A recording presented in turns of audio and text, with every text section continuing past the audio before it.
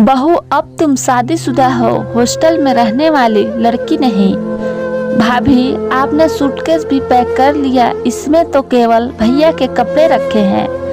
आपने अपने कपड़े नहीं रखा। भैया अकेले जा रहे हैं क्या हनीमून पर? शिवानी ने हंसते हुए अपनी नई नवेली भाभी विनीता से कहा। दीदी, मम्मी ने मेरा सूटकेस पहले ही पैक कर दिया था, जिससे मुझे इस पैकिंग में समय ना लगे। विनीता ने धीरे से कहा। अरे वाह, समधन जी तो बहुत स्मार्ट निकली। हमें भी तो दिखाओ जरा अपना सूटकेस, क्या क्या रखा है तुम्हारी मम्मी ने? कमरे में आते हुए अर्चना जी बोली। विनीता कुछ कहती इससे पहले ही अर्चना जी और शिवान ने उसका सूटकेस उठाया और उसे खोलकर बैठ गई। एक एक करके उसका सारा सामान निकाल दिया। बहू, अब तुम शादीशुदा हो, हॉस्टल में रहने वाली लड़की नहीं। अपनी पैकिंग यही सोचकर करनी चाहिए थी। समधन जी को भी अक्ल नहीं कि बेटी की पैकिंग करते समय उसके शादीशुदा होने का ख्याल रखना चाहिए था। मम्मी जी, लेकिन इस सूटकेस में क्या कमी है? विनीता ने विनम्र भाव से पूछा।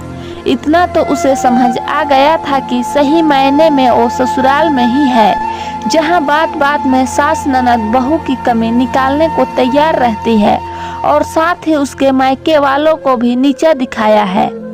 अब ये भी हम ही बताएं, देखो इसलिए सूटकेस में एक भी साड़ी और सूट नहीं है, केवल जीन्स और टॉप ही रखे हैं। और ये कैमरा, इसकी क्या जरूरत है? अब तुम शादीशुदा हो, बार बार ये याद थोड़ी ही ना दिलाऊंगी। ये हैट और गोगल और जूते शादीशुदा औरतों पर अच्छे नहीं लगते। बहुत हो गया हॉस्टल के हिसाब से रहना, अब घर के हिसाब से रहना सीख लो। और ये सब क्या है? तुम्हारा सूटकेस अलग और समीर का सूटकेस क्यों पैक करना? इतने सारे कपड़े लेकर जाने की क्या जरूरत? कहीं खो गए तो? एक हिसाब सूटकेस में दोनों के कपड़े रख लो। अर्चना जी मुंह बनाकर बोलती रही। मम्मी, ये टॉप मुझे अच्छे लग रहे हैं, क्या मैं ले लूं? विनीता के 2 टॉप उठाकर शिवानी बोली। हाँ हाँ, क्यों नहीं। अब बहू तो ये सब कपड़े पहनेगी नहीं तो क्या होगा उनका? तुझे जो पसंद आए वो ले लो। अर्चना जी खुश होते हुए बोली। माफ कीजिएगा मम्मी जी। विनीता ने शिवानी के हाथ से दोनों टॉप ले लिए। ये कपड़े मैंने समीर की पसंद पूछकर स्पेशल हनीमून के लिए खरीदे हैं। मैं अपने कपड़े किसी को नहीं दे सकती। रही बात मुझे वहाँ कैसे कपड़े ले जाने चाहिए, तो मैं वहाँ किसी ससुराल में नहीं जा रही, अपने पति के साथ घूमने जा रही हूँ, जहाँ हमें एक दूसरे को समझना है, जिसके लिए हम दोनों जितना कंफर्टेबल रहे उतना अच्छा है। अब मैं वहाँ अपनी साड़ी संभालूंगी या अपने पति के साथ अपनी जिंदगी की नई शुरुआत की बात करूंगी। और ये कैमरा जो है ना, वो हमारे इन खूबसूरत पलों को संजोने के लिए है, जिन्हें देखकर हम हमेशा अपने आप को तरोताजा महसूस करते हैं। वो यादें कुछ हमारे अंतरंग पलों की भी हो सकती है। और ये गूगल और हैट खूबसूरती के साथ साथ हमें धूप से भी बचाती है।